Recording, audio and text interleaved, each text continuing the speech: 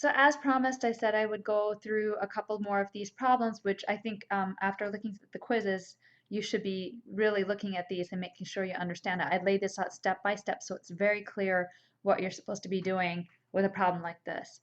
So you're given this graph here, and the very first thing, I don't see it on hardly anybody's sheets, the very first thing is to draw arrows on your graph. So you can see where the curve is going up, down, and where it's flat. Typically, it is flat between a region where it's going down and then turning and going up. You see it's going down and up here, but here it's flat again. Here it's going up, flat, and down. The second step is to identify the critical points. These are locations where the curve is flat. They usually occur at bumps. So you see the places the curve is flat. I've laid them out with arrows here. It's right here, here, and here. Those locations I eyeballed and looked at it and said, look, it looks like -1, -3 is right here. Maybe -2. Looks like 1, -2, -1, 0, and 1, 2. So this should probably be -2. I was looking a little further down.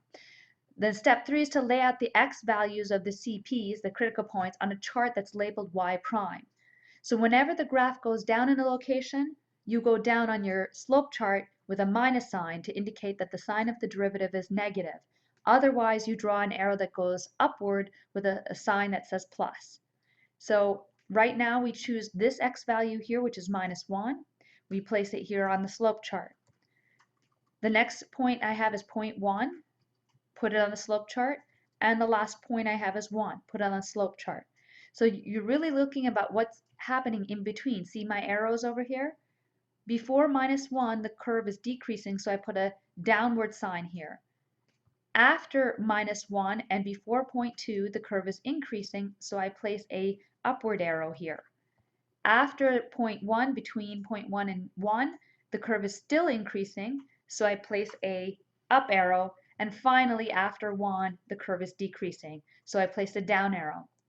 I want to point out that if this graph is not labeled, I will give 0 credit on the quiz. I saw many people had it not labeled. If it's not labeled, I don't know if you understand anything from this curve. You're just making some hash marks on it. Step 4 is to draw little cups for concavity. So this is an extra step I placed in because students were confused by what is concavity. Here it's cupped up, here it's cupped down, here it's cupped up, and here it's cupped down. So I made little cup marks all across my graph. Now I need to identify the points where the concavity changes. So here it's concave up, here it's concave down. Right in between the two, it's a switch point. So I drew in all the switch points here. Here's a switch point, here's a switch point, and here's a switch point. I'm just estimating what those switch points are, and I put an estimate of -0.7, -1.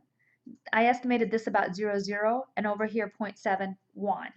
And you're just estimating, so I'm taking answers that are close. These are your inflection points. The switch points are your inflection points. And there was a lot of confusion about what these are. That's what it is. Whenever you switch from concave up to concave down or concave down to concave up, that switch point is called an inflection point. So those are my inflection points, -0.7, -1, 0, 0, and 0.71. Now we're going to make a concavity chart by first making a chart labeled y double prime and then putting the x values of all these inflection points on the graph, just like before. So I had -0.7, -0.7 goes here. 0, 0 goes here. 0.7, 0.7 goes here. And then I make an up cup for if the graph is concave up before. I make a down cup if it's concave down. So first, you see that it's concave up before the -0.7, so I put a concave up here, symbol here. Right here, it's concave down. I have an arrow there to indicate concave down. Right here, it's concave up, and right here, it's concave down. So that's how I place these little cups in for the concavity chart.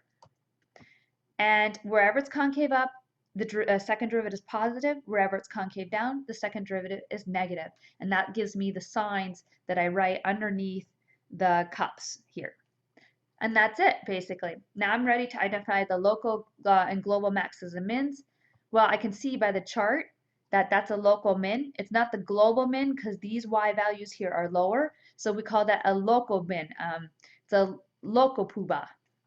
Over here we have a local max at 1, 2, a second critical point, but it's not the global max because this just keeps going up. So there's y values that are much higher than this local grand puba.